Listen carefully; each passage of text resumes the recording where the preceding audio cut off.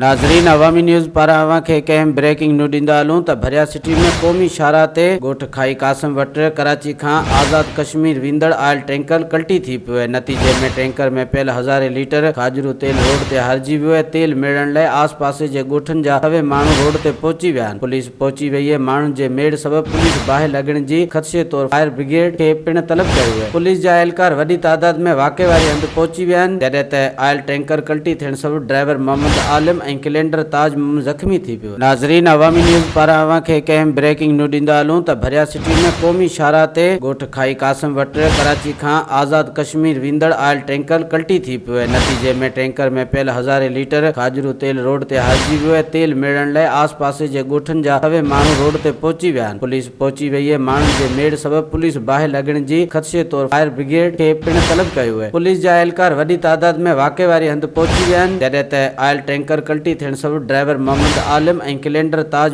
ज़ख़्मी थी पियो।